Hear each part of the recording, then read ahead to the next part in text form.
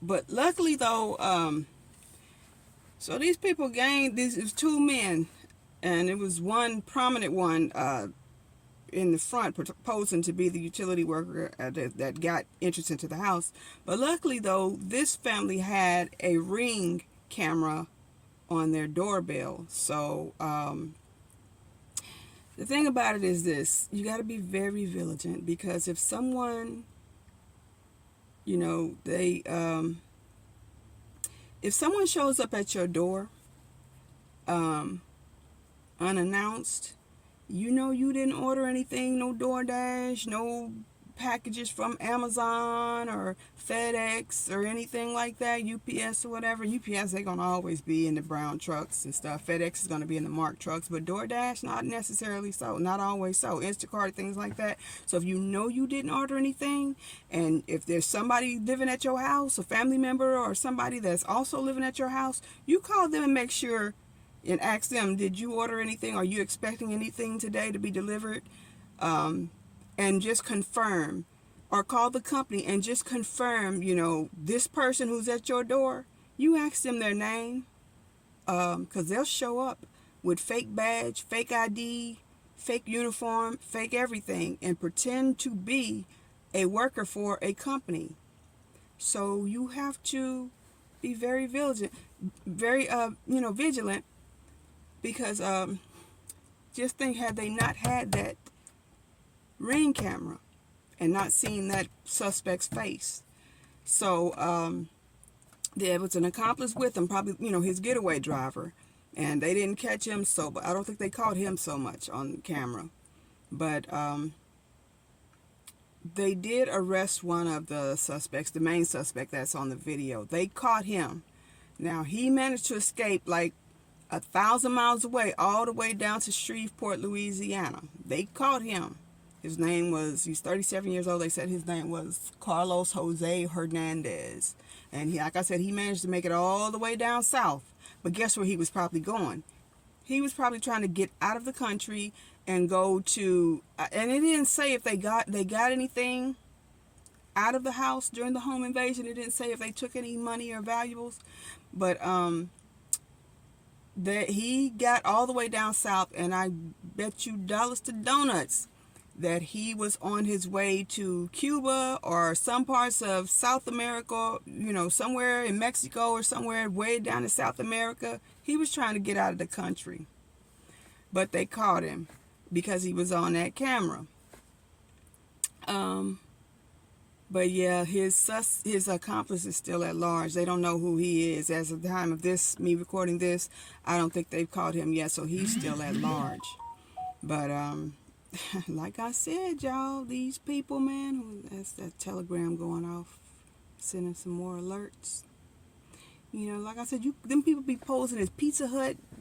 Did you order knowing you ain't? I'm like, you ain't order no pizza, and somebody show up at your door with a pizza and tell about they from Pizza Hut. No, with a DoorDash bag. No, I ain't order no Uber Eats, no DoorDash. Who is you and what is your name?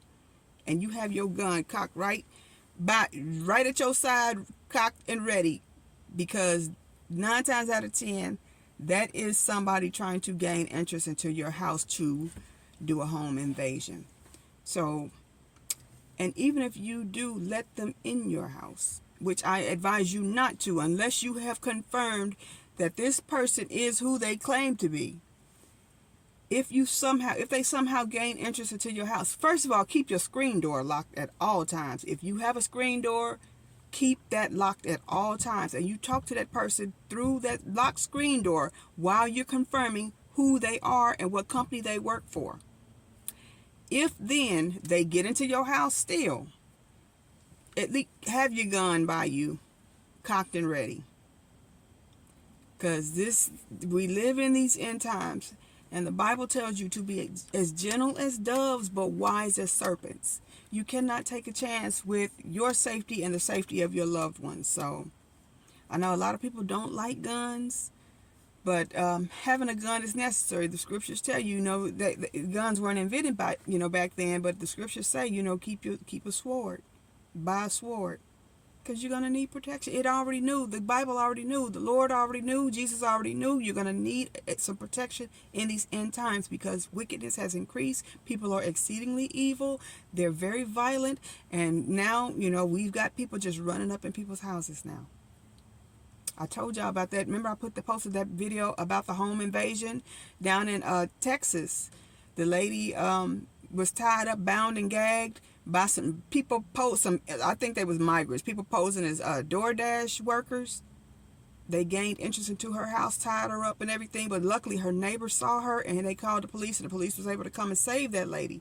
But everybody's not that fortunate. So, but I think these people knew this man because he owned a pawn and jewelry shop up there. They said his shop was in Hamtramck, so them people might have knew him.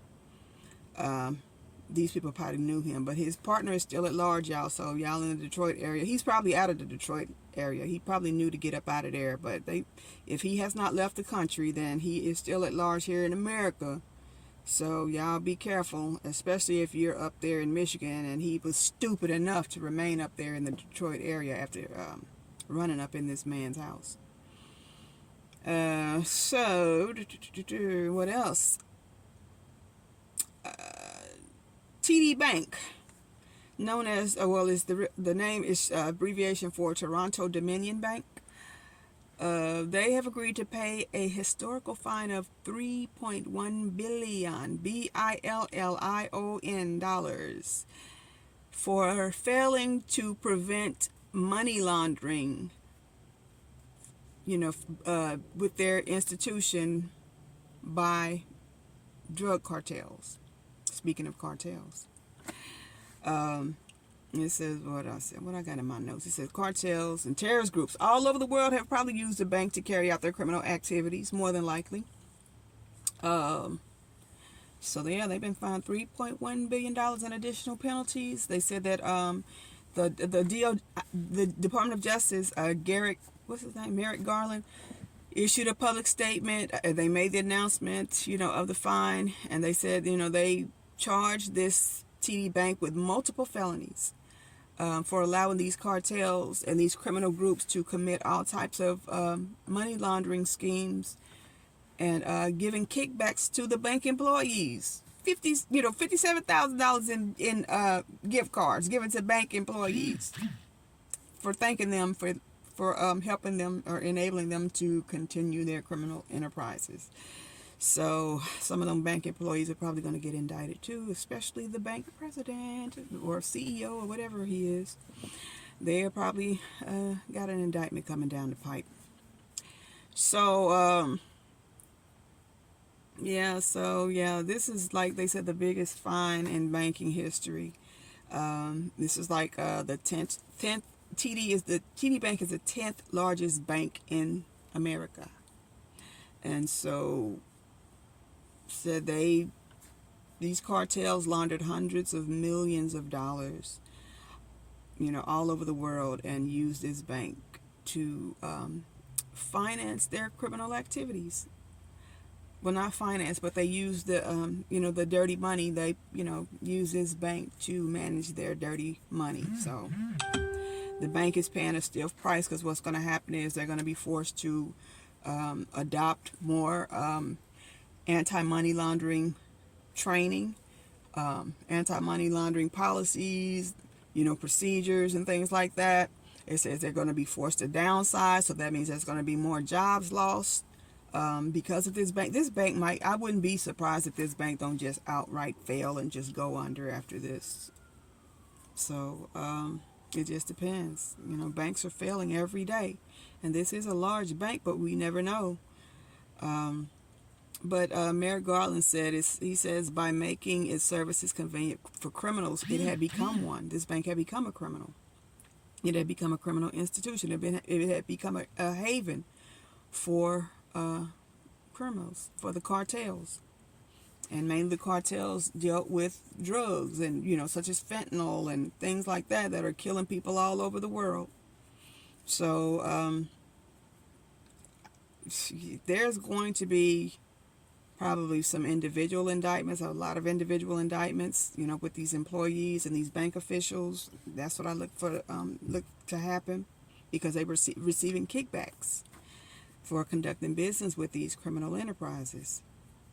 So let's look at some of the numbers. It says more than 90% of transactions went unmonitored between January 2018 to April 2024, which enabled three money laundering networks to collectively transfer more than $670 million through TD bank accounts, according to a legal filing. Yeah, it says employees collected $57,000 worth of gift cards to process more than $470 million in cash deposits from a money laundering network to ensure employees would continue to process their transactions. So, oh, here's Becky, my favorite personal banker. Thank you so much. I really appreciate your customer service, Becky. You know what? Here's $1,000 gift card. Here's a Walmart gift card. Here, go and get yourself something nice. And they doing this, conducting. And Becky's taking it. Oh, thank you. $57,000 worth of gift cards. Ain't no telling what other perks and prizes and gifts and stuff they were getting out of this whole thing.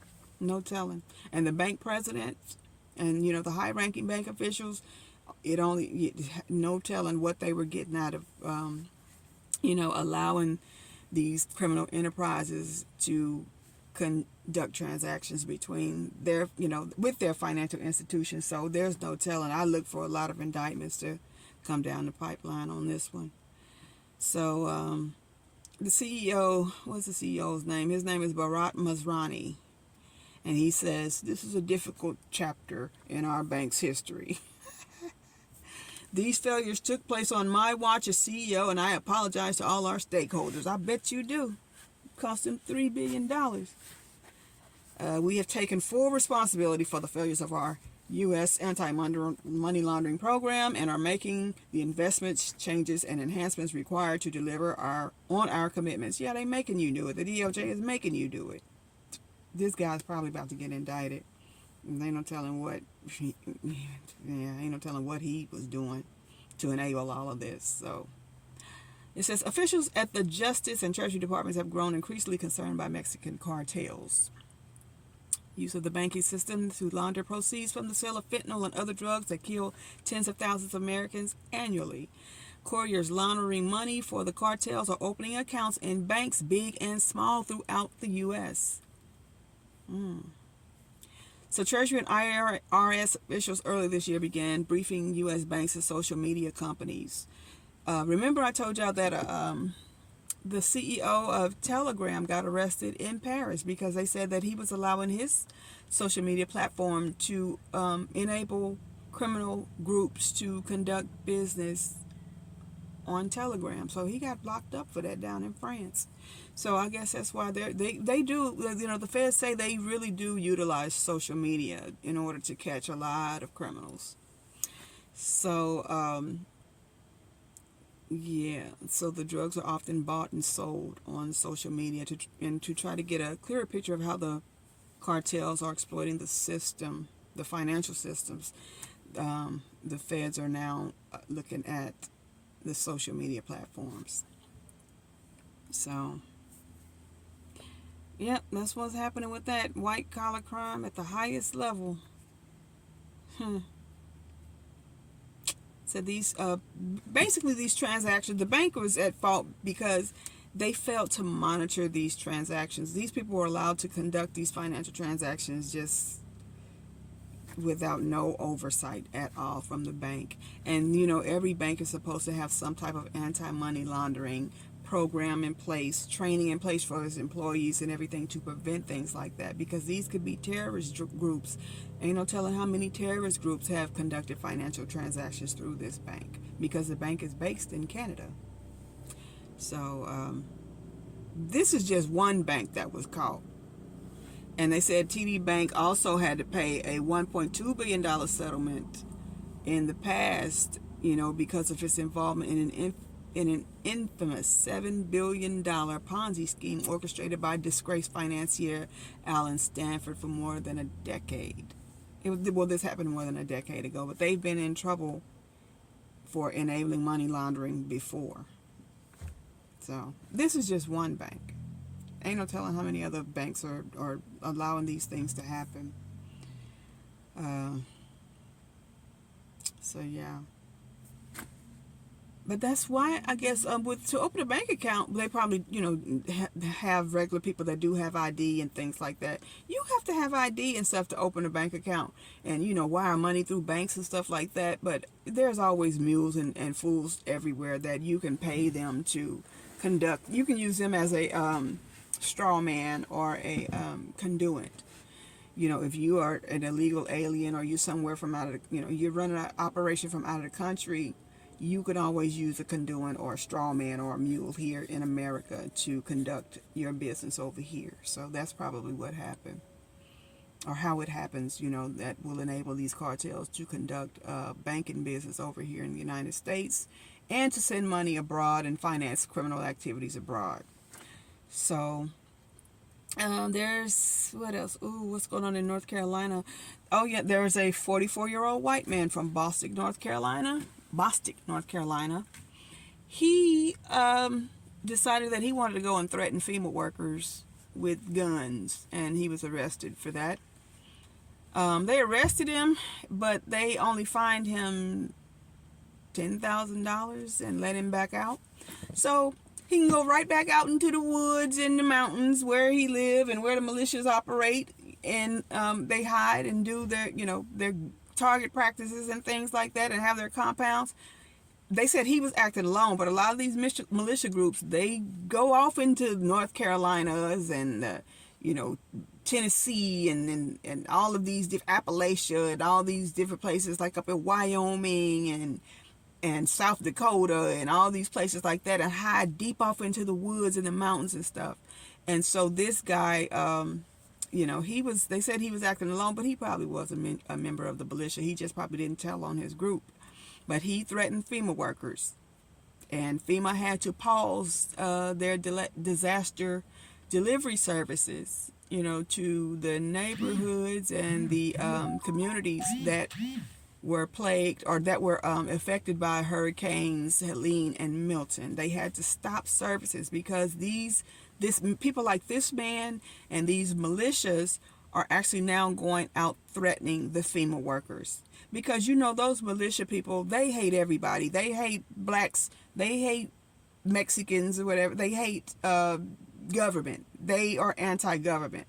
Because, you remember the whole thing with Ruby Ridge. They blame the government for Ruby Ridge. They blame the government for Waco. And I think that's what that one guy, that Timothy McVeigh guy who blew up that federal building down in Oklahoma, I think he was a member of the militia. He hated the government, and that's why he did what he did. But these guys, these militia people, they have a warped sense of thinking, and they got a heart full of hatred. And so they've been on, these social media platforms. These right-wing groups, these MAGA people, these Republicans, some of the Republicans, not all of them, but they have been spreading all of this misinformation throughout the internet, saying that the government is, and FEMA, they're blaming them for these people losing everything and just, the whole suffering behind an act of God. And they're saying they're not giving us anything and they're just abandoning us and all that. They're blaming the government for everything. So they hate, and they're now going out and threatening the FEMA workers based off of this misinformation. These lies, pretty much. Lies. That's what they are. Not misinformation, just lies. Outright lies from the pits of hell. And this further causes the people, the victims, the survivors of the hurricanes, to this further hurts them in the long run because it prevents them from getting the aid and assistance that they need due to the delays of the deliveries. They had to stop the deliveries of the foods and supplies because the militias and the wing nuts is threatening them. So pray for those people. They just lost everything, and now they got to deal with all this stuff too. And in addition to that, these survivors also have to worry about all this standing water that's the flood waters that's slowly receding out of their communities. Well, there is a bunch of bacteria in that standing water that can cause a lot of diseases, waterborne diseases. it draws a lot of mosquitoes, and the mosquitoes, they carry West Nile virus and all these different viruses and stuff, these vector-borne diseases, because water draws mosquitoes. A bunch of dead animals are probably floating around in those waters, and a bunch of live animals are swimming in those waters.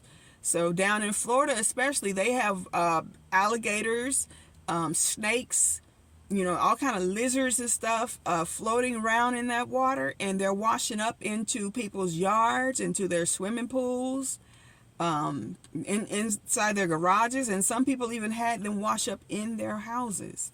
So be very, very careful about that too. So yeah. So that's about it. Oh yeah, I saw that too. This story about the spacecraft that's what is it called? The Europa Clipper, the spacecraft that has just launched into Jupiter today. NASA has announced that they are going to go messing around in Jupiter. They're already messing around in Mars, or trying to. And so they've now launched a spacecraft it's unmanned, it's uncrewed, nobody's up in it. But they sent it to Jupiter, and it's going to take 5.5 years. They said it won't even reach Jupiter until 2030, and it costs $5 billion. It costs $5 billion, taxpayer money, to send this thing up to Jupiter, just to explore Jupiter, to see if there's some signs of life, and if there's a possibility that there could be. So they want to see, I guess they're going up there to look for aliens, see if there's some aliens up there, and to see if they could possibly go up there and colonize Jupiter. That's the whole point. You're spending $5 billion to do that, while the people down here need, you know what? People down here suffer. Y'all paying $5 billion to go up there and play in space where you have no business being. See how backwards that is? See how messed up that is? So it says, let me read from my notes. It says the Europa Clipper, what did I write? Lifted off from the U.S. Kennedy Space Center today, bound for an icy moon of Jupiter, to discover whether it has the ingredients to support life. That's coming from, I quoted the article itself. The probe is set to reach Europa, one of Jupiter's many moons, in 5.5 years, and cost taxpayers $5 billion. So,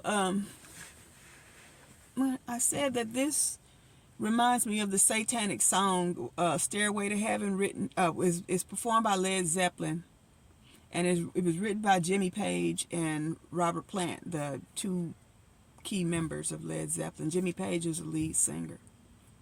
And he said he wrote that song because he was inspired by the death of his mother when he was 7, and he was inspired by it's getting dark. He said it was inspired by the experience of the human existence, life, death, heaven, the afterlife, and the occult. Yes, he said the occult, Stairway to Heaven. And this song also, but no, this whole space exploration thing, it reminds me of Genesis 11. It reminds me of Genesis 11, first Genesis 11, chapter 11, verses 1 through 9, where it talks about after the flood, the great flood, when God destroyed the earth by water. It said that men spoke a universal language. Everybody in the world spoke the same language and understood each other. And so, being puffed up with pride, they decided to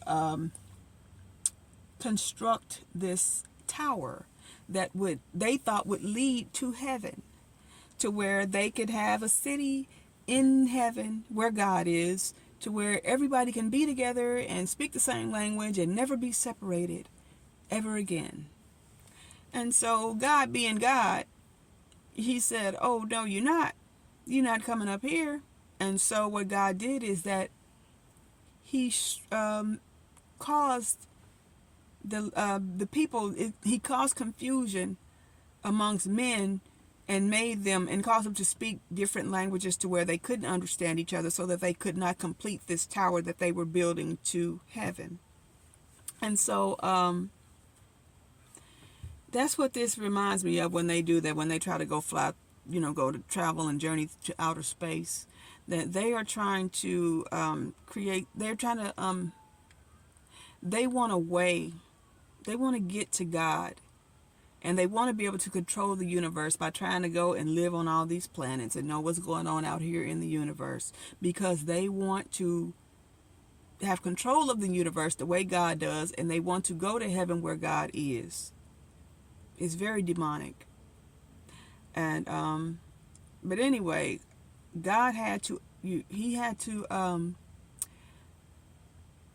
to divide the human beings amongst each other and create different languages. That's how that was created, all the foreign languages of the world. And and all over the with the countries and the continents, people speaking different languages. Like me, I can go over to France and hear them people talking. I don't understand a word they're saying because I don't speak French. I'm not fluent in French. I don't know anything. I don't, maybe like one or two words.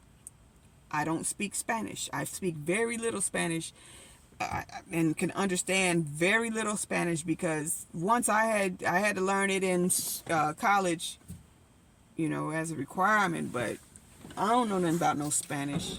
And so that's what happens is, it's getting dark. Let me get... Good afternoon or good evening, early evening, people.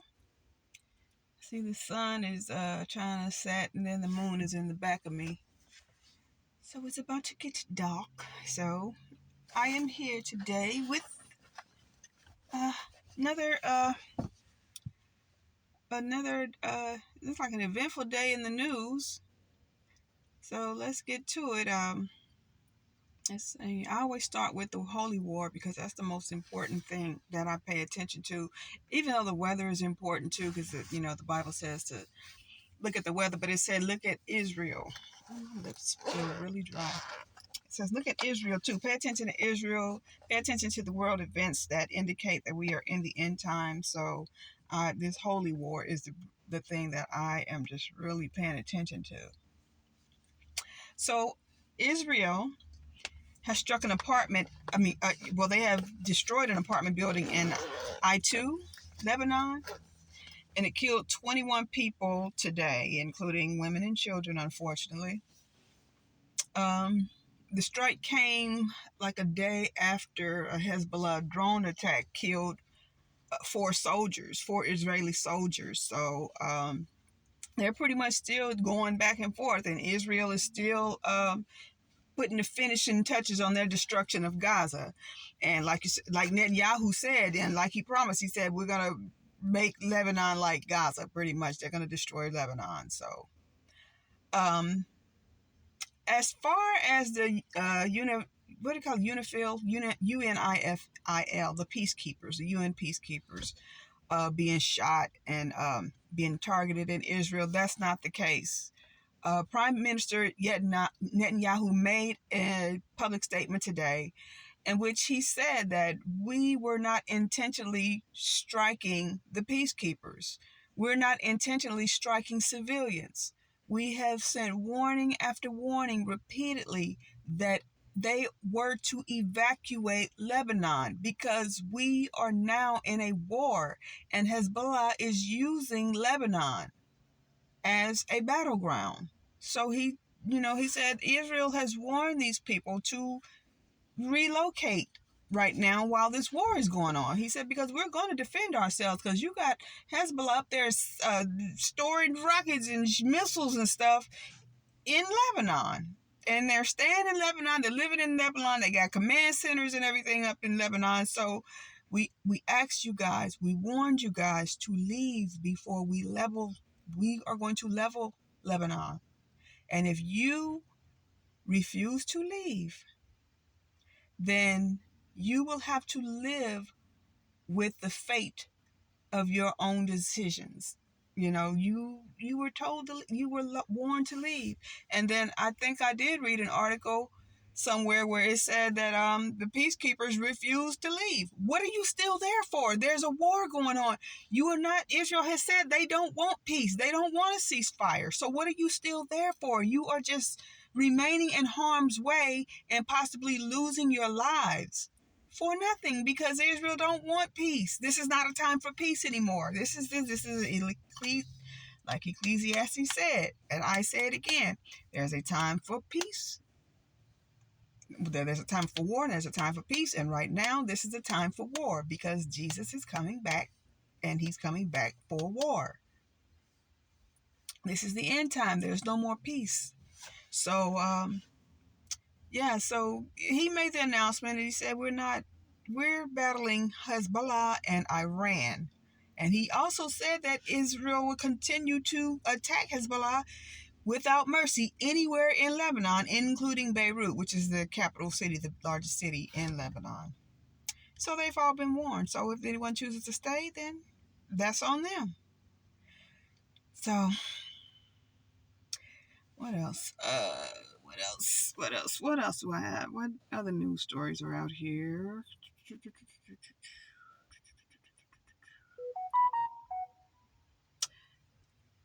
Russia Defense Secretary, or Defense Minister, they call them defense ministers, not secretaries, Andrei Belousov visited Beijing, China today. He flew in and he met with his Chinese counterpart to have a meeting to discuss ways that Russia and China can strengthen their military ties, pretty much. And this is happening days later. Well, last week, Putin had traveled to Iran to meet with the new Iranian president to discuss the implementation of a new world order. So this whole Gog and Magog thing is in full effect. It's taking effect. So the kings of the north are clicking up with the kings of the east, and they're forming an alliance, just as it was prophesied in the Bible in Ezekiel 38 and 39, that this was going to happen in the end time. And it just did. It just took place in the end time. Kings of the north, kings of the east, form an alliance. Gog and Magog. So yeah, that's where we're at with that. That's good news for us. For the rest of the world, everybody else, they don't want that to happen. But I'm like, hey, go ahead on, dude. Yes, I'm ready for this world to be over with. I'm ready for Jesus to come back. So hey, go ahead and click on Russia and China and Iran and all the rest of y'all, But so over in Mexico, they found, this is not funny though. They found 5 beheaded corpses of men thrown on the side of the road in Jalisco. And this, that's something that's pretty typical in Mexico now, because it's been overthrown by the cartels. The government has basically been overthrown by the cartel, and it is controlled by the cartels down there. They said they have like 16 different cartel families down in Mexico running the country right about now. And so drivers on the side of the road, they spotted plastic bags containing the remains of these men in a city or a town called Ojuelos in northeastern Jalisco on Sunday. That's yesterday. They found them. And this is like a week after a newly elected mayor of a town called Chipachingo in Mexico was found beheaded. His head was left on the trunk of a white pickup truck. They showed it and everything. They cut his head off. The cartels cut his head off because, they're violent, drug dealing, human smuggling gangs who are challenging the Mexican authorities. And anybody that steps in the cartel's way, off with your head. That's just how it is down there. That's the nature, that's the extent of lawlessness that's happening down in Mexico. So, yeah. And guess what? These cartel members are crossing over into America every day. Every day they are coming over here. In addition to other terrorist people and groups entering into the border by way of South America, by way of Mexico. They come into our country every day. So it says so far it's been, in 2006, it said Mexico's government deployed the army to combat drug trafficking. It says since then, more than 450,000 people have been killed and tons of thousands have gone missing. So, yeah. A 72-year-old businessman was murdered in a home invasion in an affluent area called Rochester Hills in Michigan. That's right outside of Detroit. He's 72 years old. He owned a pawn shop and a jewelry shop. And he was killed by two men posing as utility company workers. They gained entrance into the house and bound and gagged and tied up his wife. And they searched for valuables and jewelry and money. But it seems like they knew this man, or they knew that he owned this pawn shop because, they broke into this house and did this. So they knew him. So, yeah. And people just have to be very vigilant in this end time because you just never know. People will show up at your door unannounced, knowing you haven't ordered nothing, you haven't set an appointment. They will show up at your doorstep just like these people did. And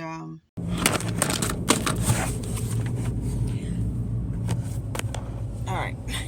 So it's like the devil. Satan tried to create this. These people trying to do this. It's like all these Elon Musk and all these people trying to go to heaven. I mean, they trying to go to outer space. That's kind of like Satan because he got kicked out of heaven. So he's going to try to find a way to get back into heaven. And that's why you hear sometimes in the Bible, in certain scriptures, it says that he was up in the heavenly realms. Like in the book of Job, it says that he was actually up in the heavenly realms. He, was up there and God said, "What are you doing? Where have you been?" And he said, "I've been roaming the earth, down earth, to and fro, looking for whom I can destroy." And he said, "Have you considered my servant Job?" But he was up there in heaven. The Bible said that he was up there in the heavenly realms.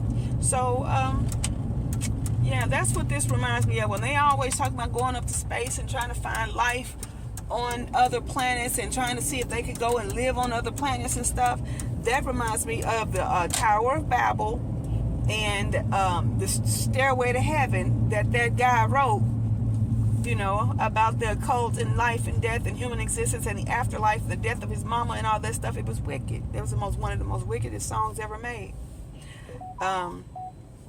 So yeah, Stairway to Heaven. That's what they're doing. That now, because this is this is 2024. Modern times now. Instead of building a portal and a stairway to heaven, they just trying to take a rocket or a spacecraft, to go.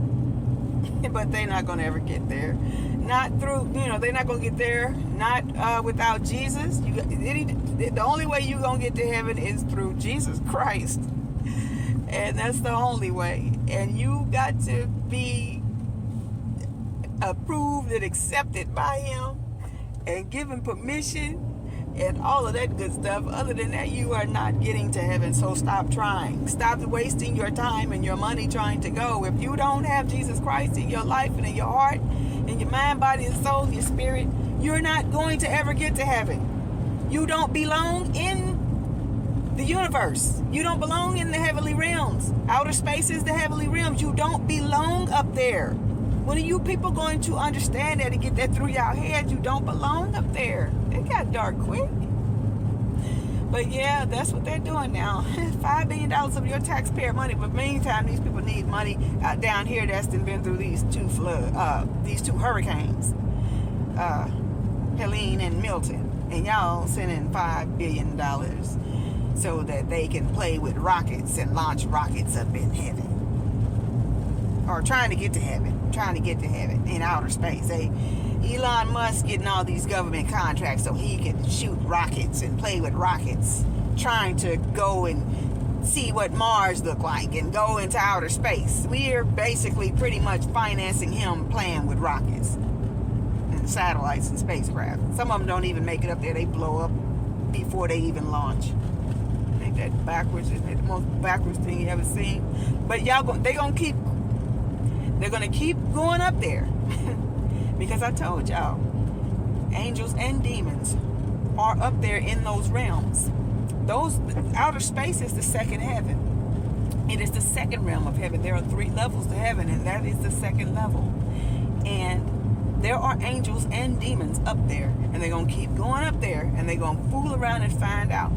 God gonna mess around and be to send an angel down there to swat them back down there, swat that ship or satellite, or they're gonna encounter a demon up there.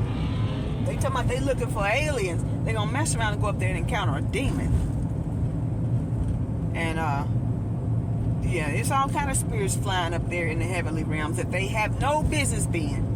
So that's what that is. So 5.5 years, it might not even be a world in 5.5 years. That lets you know that's further the pride of man. They don't even know if God has plans for this world to be here 5.5 years from now. So we'll see. But we live, God willing, Lord willing, we'll see what happens. But okay, y'all, I'm about to go. It's getting dark. Anything else jumps off, I get anything from Telegram, I will be back. I'll be back.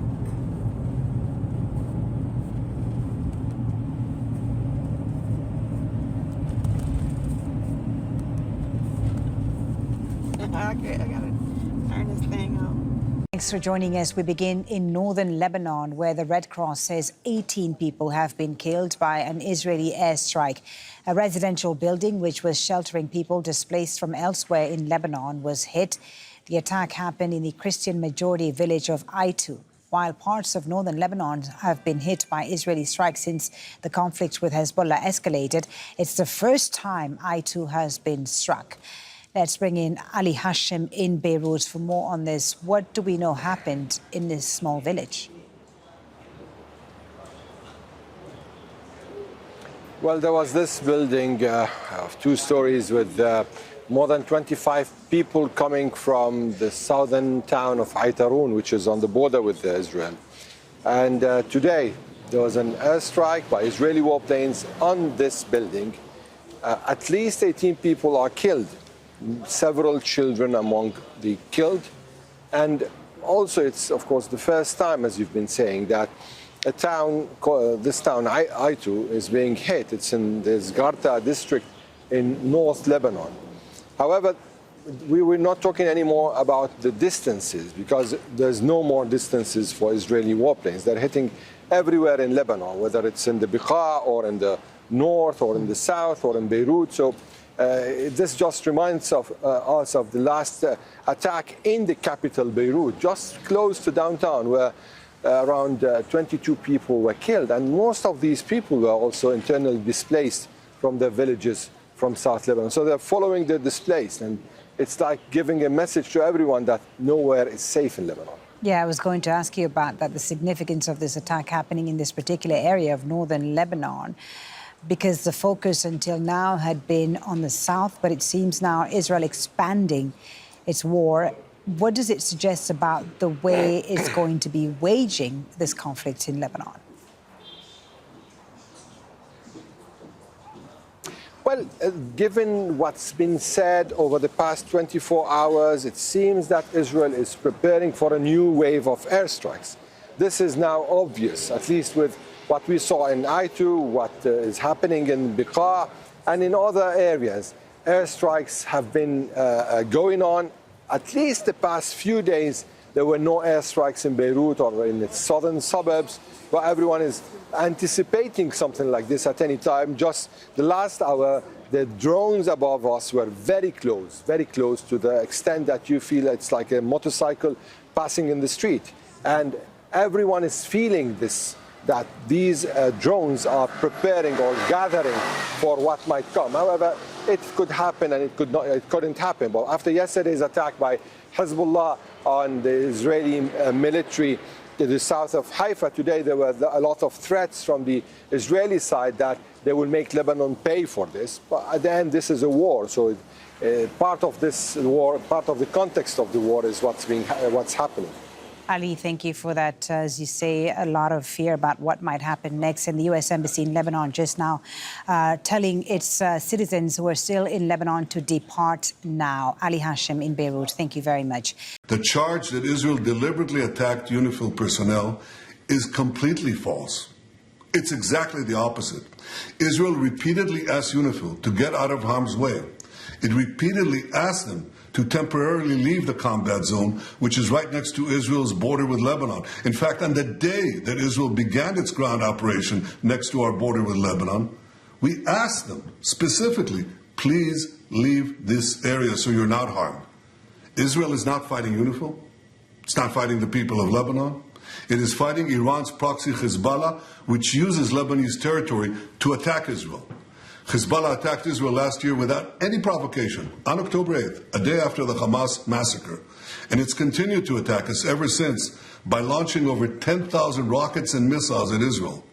Hezbollah uses UNIFIL facilities and positions as cover while it attacks Israeli cities and communities. These attacks have claimed the lives of many Israelis, including yesterday.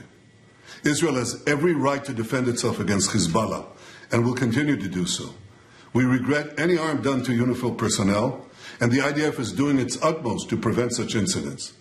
But the best way to ensure the safety of UNIFIL personnel is for UNIFIL to heed Israel's request and to temporarily get out of harm's way.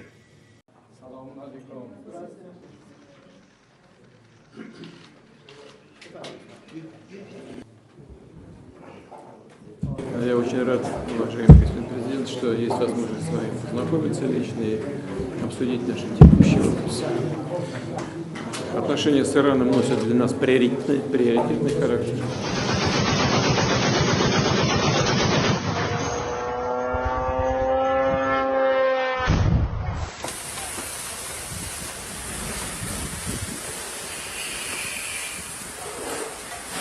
منم خوشحالم که خدمت شما میرسیم و فرصتی پیش اومد که اینجا با شما دیدار داشته باشیم. هم از نظر اقتصادی، هم از نظر فرهنگی، هم از نظر اجتماعی ارتباطات روز به روز داره تقویت میشه و قوی‌تر میشه.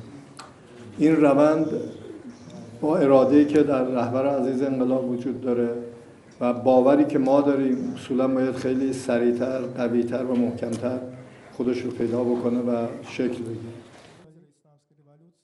Наши отношения должны день за днем улучшаться и укрепляться.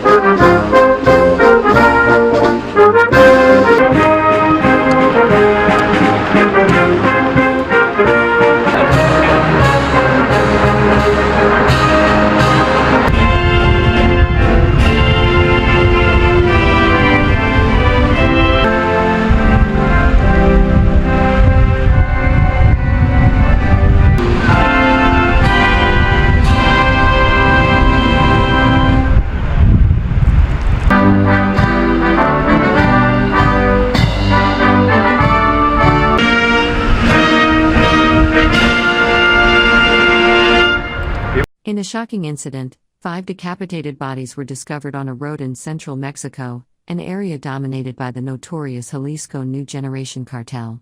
This gruesome find occurred near the town of Ojuelos in Jalisco State on Sunday morning. Drivers alerted the police after spotting plastic bags containing the remains. The Jalisco State Prosecutor's Office confirmed that National Guard troops were dispatched to the scene, where they uncovered the bodies wrapped in black plastic. Authorities have yet to determine the ages of the victims, and an investigation is underway. The brutality of these murders highlights the ongoing violence linked to drug cartels in the region. Official statistics reveal that from January to September this year, 1,415 people were murdered in Jalisco alone. The opposition is demanding stronger measures against these criminal organizations. President Claudia Sheinbaum, who took office last week, has promised a different approach. She aims to gather intelligence on cartels and tackle the root causes of violence, a strategy known as Hugs Not Bullets, previously advocated by her predecessor, Andrés Manuel López Obrador. This incident follows the recent murder of a mayor in a city grappling with drug-related violence, just days after he assumed office. Mexico faces a staggering death toll, with over 30,000 people killed annually, making it one of the most dangerous countries in the world. Since the military was first deployed against drug cartels in 2006, the violence has escalated, resulting in hundreds of thousands of deaths and tens of thousands of disappearances. As the investigation unfolds, the community remains on edge, grappling with the harsh reality of cartel violence that continues to plague the nation. The discovery of these bodies serves as a grim reminder of the ongoing struggle against organized crime in Mexico. Fast News is the first channel to bring you breaking news in real time. In addition to turning roads into rivers, Hurricane Milton has also brought a flood of wild animals into unsuspecting Floridians' backyards. Sorry. Oh, that was a big alligator just bit our tire. This video capturing the moment a resident in Fort Myers realized the gator was swimming next to their car and attempting to take a bite out of their tire. So it makes sense that with the flooding, a lot of people are seeing these in their homes. Yeah, in their homes, in their pools, backyards, bedrooms, absolutely everywhere. So why do they go into houses? So the water pretty much pushed them, obviously, out of their pond area. They're going with the flow. In the Tampa area, Jen Meser walked into her garage-turned-home gym the day after the storm with her 5-year-old on her hip to find an unexpected visitor. Holy moly, we've got a gator in our garage. He made a trip over to the treadmill, got his cardio in for a second, and then he meandered out underneath my truck. Messer and her husband called 911, but were able to shoo the gator back toward the pond near their house. We directed him, but he wasn't that happy about it. So he did take a big chomp out of our broom. It was a wild day. In this video, another family returning to their home north of Tampa was greeted by a gator lounging on their front porch. Experts say residents in flooded areas need to be careful. I would absolutely be concerned on what's out there. I would not go in dark water. I would be extremely cautious. Plus, gators aren't the only creatures out of their element. A lot of the snakes that may be subterranean underground have been flooded out, just like people have been flooded out. Don't surprise them. That's why I tell people to avoid the water when possible. Oh, yeah, yeah, you wouldn't have to tell me twice, Squad. But what is the top concern as they're trying to get these animals cleared out? Well, Savannah, the top concern is people that walk through these waters. They're asking them not to do it. Keep in mind that Florida has over 1 million alligators, and these communities are connected to wildlife reserve areas through rivers and ponds, and that's why they're getting washed into these areas or pushed into these areas, and it's very hard to see them. A person can be right in front of the water, the experts say, and not be able to see them because they camouflage so well, and the same applies for pets. For people in these areas, the recommendation is to walk their dogs with a leash because just like a human, a dog can walk right into the water, into an alligator, and not be able to see it, Savannah. All right, Quad, thank you very much. Hey, thanks for watching. Don't miss the Today Show every weekday at 11 a.m. Eastern, 8 Pacific on our streaming channel, Today All Day. To watch, head to today.com/allday or click the link right here. All right, so I want to take you back to that promised breaking news, new details over reported threats against FEMA first responders. So authorities say they've arrested a man in connection with these threats that paused some operations in North Carolina, operations and outreach. CBS News Homeland Security and Justice reporter Nicole Skanga, we talked to you earlier talking about the problem. Now you're back on the stream talking about what the response is. What can you tell us about who was arrested? Yeah, Reed, an update here. Authorities in North Carolina have arrested 44-year-old William Jacob Parsons of Bostic, North Carolina. We have the mugshot there. Parsons was arrested and charged with going armed to the terror of the public. He was armed with a handgun and a rifle. Here's what happened. The Rutherford County Sheriff's Office says this arrest was made after deputies were alerted around 1 p.m. local time Saturday that a white male had an assault rifle and had made a threat about possibly harming FEMA employees working after Hurricane Helene and that disaster in the Lake Lurie and Chimney Rock area. Those deputies alerted officers with the local police department and other agencies helping in those relief efforts. That is when FEMA made the decision to issue its stand down to officials. And again, just want to reiterate here that search and rescue efforts are still underway and that FEMA's disaster relief doors are still open. But there was a decision made not to go door to door at that time. Now, Parsons, the suspect here, was later identified by police and transported to the Rutherford County Sheriff's Detention Center Saturday, where he was charged and received a $10,000 bond. He made bond. He was released Saturday evening, while police had initially heard reports of an armed militia. After further investigation, it was determined that Parsons acted alone. And I spoke with Captain Jamie Keever with Rutherford County's Sheriff's Office this afternoon. He told CBS News that local law enforcement remains on high alert right now, but that their office is not aware of any additional specific and credible threats connected to this one. Of course, in this information environment, there are concerns that conspiracy theories and bad information regarding recovery efforts could spur further threats, but really relieved to report that at this point, the sheriff's office believes that the suspect acted alone. Reed? What's really fascinating, Nicole, is that not only the Biden administration at the very top of the federal government saying that this misinformation really lands in neighborhoods and causes a lot of problems, but we're also seeing Sheriff's Department and local municipalities speaking up saying there's no evidence of what this misinformation points to. So thank you for that follow-up. Glad to loop you back into CBS News 24/7 with that breaking news update. Once again, authorities arrest a person accused of making threats to FEMA employees in North Carolina. CBS News Homeland and Security Justice reporter Nicole Skagit, thank you. This morning, growing safety fears for government workers in western North Carolina, supporting ongoing recovery efforts from Hurricane Helene. According to the Washington Post, an urgent message was sent to numerous federal agencies on Saturday, warning FEMA has advised all federal responders in Rutherford County, North Carolina, to stand down and evacuate the county immediately, adding that National Guard troops had come across trucks of armed militia, saying they were out hunting FEMA. NBC News has not seen the email cited by the Post, and it's unclear whether the threat mentioned was seen as credible. North Carolina Republican Congressman Chuck Edwards addressing the reported threats on MSNBC. We had two counties with folks reported with different militia groups attacking and threatening FEMA. In a statement to NBC News, FEMA writing in part, for the safety of our dedicated staff and disaster survivors we are helping, FEMA has made some operational adjustments.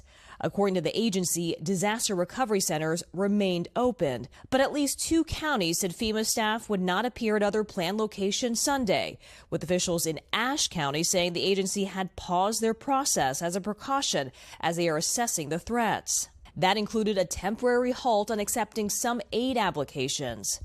The heightened tension with FEMA's response to Helene has been fueled in recent days by misinformation, amplified in part by former President Trump. Kamala spent all her FEMA money, billions of dollars, on housing for illegal migrants. The head of FEMA calling those claims categorically false and promising that the agency's work will not stop. It doesn't deter us. We know what our mission is. Asheville business owners like William Disson say it's a distraction and that more help is needed. I want folks to know that the government is here, they're helping. I know we'd all like it to be a little faster, but also realizing that the devastation is just so vast and so immense that, it's going to take time. And getting access to clean running water in the area is still a priority, with tens of thousands of residents in western North Carolina still having no access to it. Meanwhile, FEMA says that they will be back at those affected locations that happened over the weekend due to those reported threats. Hey, thanks for watching. Don't miss the Today Show every weekday at 11 a.m. Eastern, 8 Pacific on our streaming channel, Today All Day. To watch, head to today.com/allday or click the link right here. Live from downtown Detroit, Local 4 News at 11 starts now. The man police say was murdered by two fake DTE workers has been identified as business owner Hussein Murray, and new tonight, one of the suspects is behind bars. We received word of the arrest from the Oakland County Sheriff's Office just minutes before Local 4 News at 6 on Local 4 Plus. Police tell us one suspect was arrested in Shreveport, Louisiana. That's over 1,000 miles from where the murder took place. Jacqueline Francis spoke to Oakland County Sheriff Michael Bouchard as the search for the second suspect continues. We want to start here outside of a pawn and jewelry shop in Hamtramck. It's miles away from the crime scene in Rochester Hills. But this pawn shop is owned by the victim. If you take a look at the front door, it says, due to a family emergency, we are closed until further notice. And now police are telling us they believe there may be a connection between the murder and this pawn shop. This is 72-year-old Hussein Murray, a father, grandfather, and business owner. On Friday, the unthinkable happened. It started with a knock at the door. We're DTE. We're checking for gas leaks. These two men, posing as DTE employees, were allowed inside the Murray's Rochester Hills home. Police say Hussein was taken to the basement and brutally killed, while his wife was tied up with duct tape. The house was ransacked, and, they were specifically looking for cash or a safe, things like that. Police don't know if anything was stolen, but they do believe the crime was targeted and possibly connected to Hussein's Hamtramck pawn shop. Whether it was specifically related to them owning a business, jewelry and pawn business, that would be kind of our intuition on this topic, but we don't know that for a fact yet, obviously, until we capture the folks and if and when they talk about their motive. On Saturday, the man standing closest to the camera was arrested in Shreveport, Louisiana, more than 1,000 miles away from the scene of the crime. The search for the second suspect continues. The man barely seen here in the doorbell video, hanging back, appearing to be avoiding the camera. We have a statement given to us from the family. It's from Hussein's grandson. It reads in part, quote, "My grandfather was a man with a heart of gold who treated all those around him with kindness and compassion. We are heartbroken by the news of his death, but our family will bond through this with the resolve he has instilled in us by being the man he was." Reporting in Hamtramck, Jacqueline Francis, Local 4. Thank you, Jacqueline. DTE is issuing tips to protect you from falling victim to impersonation scams. First, check for identification. Legitimate employees will always carry and show photo ID badges. Also, there are no unannounced visits. DTE will always try to contact you before coming to your home. Lastly, verify with DTE before allowing anyone into your home. All right, TD Bank about to pay up big time to the tune of $3 billion. The historic settlement comes after the DOJ says the bank allowed financial crime to flourish. Fox 5's Kendall Green is live in the studio with more on the stunning guilty plea. Kendall. Hey, good evening, Steve and Natasha. Ironically, TD Bank's official motto is America's most convenient bank. And the settlement suggests that things got a little too convenient for criminals since 2014. TD Bank, the largest bank in the U.S., pled guilty to multiple felonies for failing to take action against multi-million-dollar money laundering schemes. A bank that willfully fails to protect against criminal schemes is also a criminal. That is what TD Bank was. Thursday, Attorney General Merrick Garland announced the historic $1.8 billion settlement as the bank agreed to other civil penalties totaling in roughly $3 billion.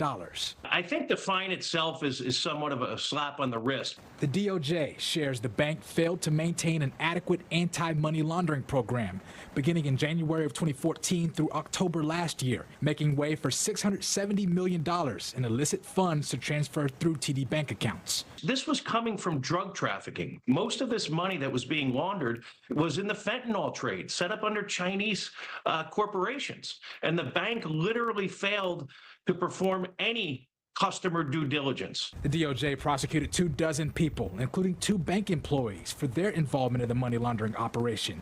The feds say the scheme was so brazen, one man deposited $1 million in cash in a single day, then moved the funds using bank checks and wire transfers, even bribing TD Bank employees with more than $57,000 in gift cards. By making its services convenient for criminals, it became one. The bank's CEO responded in a statement that reads in part, quote, "This is a difficult chapter in our bank's history. These failures took place on my watch as CEO, and I apologize to our stakeholders." And as they face those hefty penalties, Paul Oster, a credit and finance expert with Better Qualified, predicts the bank's real consequences will come from an imposed $434 billion growth cap, part of Thursday's settlement. And that's the biggest driver of why the stock is plummeting and going down. But how they'll counter those effects in stocks and legal penalties could ultimately fall on their customers. Now, TD Bank's top execs, in addition to the $3 billion penalties, also agreed to a 3-year monitorship from the DOJ and a 5-year term of probation. Steve, Natasha. All right, Kendall, thank you so much. We have liftoff. You are looking at a spectacular feat for SpaceX. That is the launch of Starship last night. This is the most powerful rocket ever built. Just 7 minutes after liftoff in Boca Chica, Texas, the steel rocket then flew back where the giant metal arms called chopsticks grabbed it. This uncrewed 5th test flight marks a new milestone in SpaceX's vision of developing a reusable rocket to return astronauts to the moon and beyond. Not to be outdone, today NASA launched its largest spacecraft ever, built for planetary mission. That mission hopes to give us an idea about the possibility of life outside of Earth. And liftoff. Liftoff of Falcon Heavy with Europa Clipper. Yep, that is the Europa Clipper. The spacecraft started a 1.8 billion mile journey to Europa, which is one of Jupiter's moons. NASA says Europa is one of the most promising places in the solar system fit to live in. But the scientific payoff is pretty dramatic. They know there is an ocean under the frozen crust of this moon, Europa. They can tell that by a variety of remote means. They're hoping to find out with this mission, is that environment habitable? In other words, are the conditions there that could enable microbial life, perhaps, to have formed and even be there today? Clipper is the largest spacecraft NASA has ever developed for a planetary mission. When the antennas and the solar arrays are fully deployed, it is about the size of a basketball court. The spacecraft is scheduled to land in 2030.